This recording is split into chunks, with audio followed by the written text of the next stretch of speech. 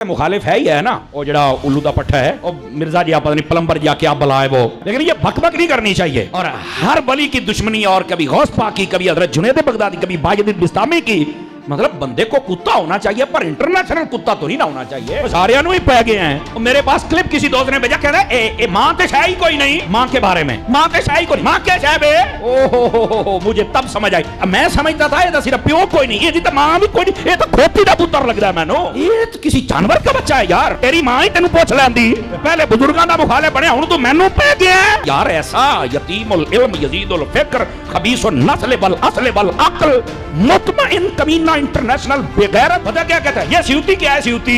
इमाम जलालुद्दीन सियूती शाफई रहमतुल्लाह अलैह आपका जिक्र है। सियूती क्या है? सियूती ने बंदे देखे होने, सियूती मैं मां जैसे मुंह फट ऐसे बक बक कर रहा है। अब मैं क्या सुन, ए साला हजरत मलंग दा जवाब सुन, तू सियूती नहीं, तू जेलम दी कुत्ती है, जेड़ा हर बंदे नु पै गई है तू।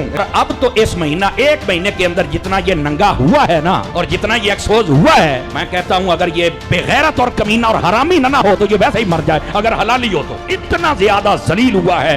लानतिया तुझे नहीं पता, ऐसे भी तू इंजीनियर रक्षे खोल के कस, तेरा तोकी नहीं बनता शोबे। मौलवी असी 10 साल से पढ़े है, ये कहते दाढ़ ले आया, मैं नहीं इसको कहता दाढ़ थले आया, क्योंकि ऐसी मुंह जदी भी शह पाई है, हलाल शह पाई है, हराम शह कदी नहीं पाई असी। एनू मैं वैसे ही रेंज थले देंगा, फिर मैं पूछांगा पुत्र हूं दस तमाशे बनाए हुए हैं जो जानदियां बांदरियां लुंबड़ियां उठ के भज बगियां तू।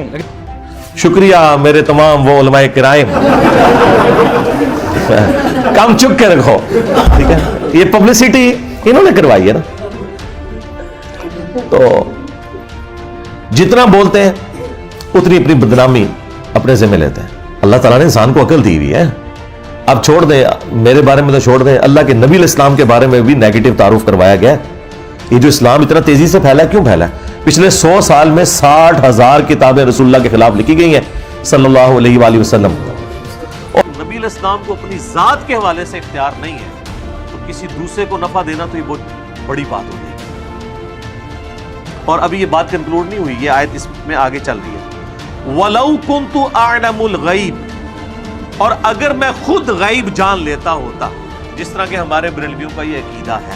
अल्लाह करे इनको ये इतनी समझ अल्लाह रब्बुल आलमीन अता फरमाए, और इनके पीछे चलने वालों और मुत्तबईन को ये समझ अता फरमाए, तो वो कुरान के ऊपर गौर तो करें कि कुरान कहता क्या है, कहना क्या चाहता है। पहली पिछली सारी आयत को मिला के देखो, क्या वो बात यहाँ से निकलती भी है जो आप बयान कर रहे हो। एक तो ये बात कि कुरान की आयत से एक ऐसी बात साबित करने की कोशिश की जो कुरान से साबित नहीं होती।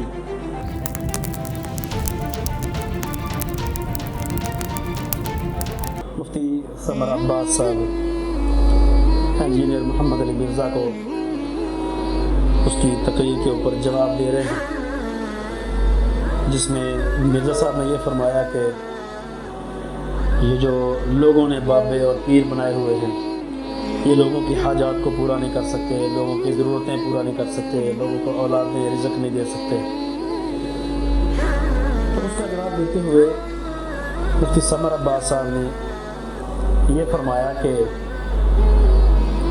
अल्लाह रब्बुल आलमीन ने शुहदा के बारे में कुरान मजीद में इरशाद फरमाया कि उनको रिज़्क़ दिया जाता है। और फिर सूरह बकरा की जो इब्तिदाई आयात अल्लाह रब्बुल आलमीन मुत्तकीन की सिफ़ात में बयान फरमा रहे हैं, वहाँ से कुछ आयात जिक्र की कि अल्लाह रब्बुल आलमीन कुरान में ये बयान करते हैं कि जो हमने उनको रिज़्क़ दिया उसमें से वो खर्च करते हैं, उसमें से वो लोगों को देते हैं। तो इस तरह से इन आयात को अपने पास से जोड़ के ये साबित करने की कोशिश की कि ये जो दुनिया से चले गए हैं, ये जो फौत शुदगान हैं, जिनको लोगों ने अपने पीर और बाबे बनाया हुआ है, ये कुरान से ये बात हमें समझ आती है कि वो हमारी ज़रूरतें पूरी करते हैं। तो ये मुफ्ती समर अब्बास साहब का दजल है, फरेब है। कुरान में ऐसी कोई बात जिक्र नहीं है। शुहदा के बारे में जहाँ पे ये फरमाया कि अल्लाह रब्बुल आलमीन उनको रिज़्क़ देता है, तो किसी और जगह पे कुरान मजीद में या नबी अलैहिस्सलाम ने कुरान की तफसीर में ये फरमाया हो कि वो रिज़्क़ इनको मिलता है लोगों को देने के लिए, ये बात कहीं से साबित नहीं है। फिर ये जो सूरह बकरा की इब्तिदाई आयत हैं कि जो मुत्तकीन हैं वो गैब पर ईमान लाते हैं, नमाज़ें कायम करते हैं, जो उनको रिज़्क़ मिलता है उसमें से खर्च करते हैं, محمد رسول اللہ صلی اللہ علیہ وسلم کے اوپر جو شریعت جو کتاب اتاری گئی اس کے اوپر بھی ایمان لاتے ہیں، اور سابقہ انبیاء کے اوپر جو شریعت جو ان کو دین دیا گیا، جو ان کے اوپر کتابیں اتاری گئی، ان کو بھی سچا مانتے ہیں، ان کے اوپر بھی ایمان لاتے ہیں، اور آخرت کے دن کے اوپر یقین رکھتے ہیں۔ اللہ رب العالمین نے یہ صفات بیان کی متقین کی کہ یہ کتاب جو ہے، جو لا ریب کتاب ہے، جس میں کسی قسم کا شک نہیں ہے، یہ ہدایت ہے متقین کے لیے۔ پھر ان متقین کی آگے صفات بیان فرمائی کہ وہ غیب پہ ایمان لاتے ہیں، نمازیں قائم کرتے ہیں، اللہ کے دیے ہوئے رزق میں سے خرچ کرتے ہیں۔ تو یہاں سے انہوں نے یہ ثابت کیا کہ یہ جو اولیاء ہیں، یہ جو قبروں کے اندر مدفون لوگ ہیں، یہ ہمیں رزق دیتے ہیں۔ تو اللہ رب العالمین یہاں پہ کیا فرما رہے ہیں، اور مفتی سمر عباس صاحب اس میں سے کیا نکال رہے ہیں، اللہ کرے ان کو یہ اتنی سمجھ اللہ رب العالمین عطا فرمائے، اور ان کے پیچھے چلنے والوں اور متبعین کو یہ سمجھ عطا فرمائے، تو وہ قرآن کے اوپر غور تو کریں کہ قرآن کہتا کیا ہے، کہنا کیا چاہتا ہے۔ پہلی پچھلی ساری آیات کو ملا کے دیکھو، کیا وہ بات یہاں سے نکلتی بھی ہے جو آپ بیان کر رہے ہو؟ ایک تو یہ بات کہ قرآن کی آیات سے ایک ایسی بات ثابت کرنے کی کوشش کی جو قرآن سے ثابت نہیں ہوتی، بلکہ قرآن جس کا انکار کرنے کے لیے آیا۔ جب مشرکین مکہ بتوں کی عبادت کرتے تھے تو وہ بھی تو یہی کرتے تھے نا، وہ اللہ کو چھوڑ کے بتوں سے مانگتے تھے، اللہ کے علاوہ دوسرے لوگوں سے مانگتے تھے، اور کہتے کیا تھے؟ کہتے یہ تھے کہ یہ ہمارے نیک بزرگ ہیں، اور وہ سارے بت انہوں نے بزرگوں کے نام کے اوپر بنائے ہوئے تھے، حتیٰ کہ ابراہیم اور اسماعیل علیہ السلام ان کے نام کے بت بنائے ہوئے تھے، ان کے ہاتھوں میں اتر کے تیر پکڑا کے، وہ لمبا سارا سسٹم ہے، تو ان سے وہ مانگتے تھے، ان سے وہ التجائیں کرتے تھے۔ تو اللہ رب العالمین نے ان کی مذمت کی قرآن مجید میں۔ اچھا، ان کو تو آپ غلط کہتے ہو کہ ہندو جو کر رہے ہیں وہ غلط ہے، مورتیوں کو پوج رہے ہیں غلط ہے، مشرکین مکہ کرتے تھے غلط ہے، تو آپ جو کر رہے ہو یہ کیا ہے؟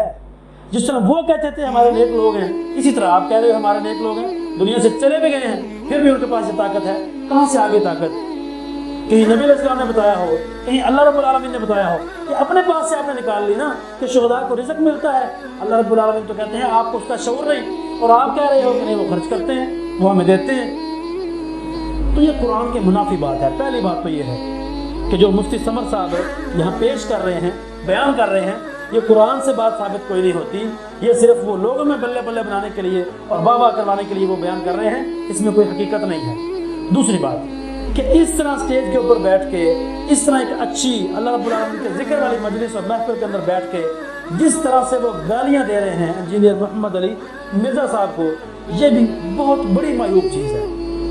اب نبی کریم علیہ السلام نے یہ منافق کی علامت بتائی کہ جب وہ جھگڑا کرتا ہے بد زبانی کرتا ہے، تو جو یہ کر رہے ہیں بد زبانی نہیں، نفاق کی علامت نہیں۔ اور نبی کریم علیہ السلام نے ارشاد فرمایا منافق کی یہ علامات ہیں، اگر ساری ہوئی تو پکا منافق ہے۔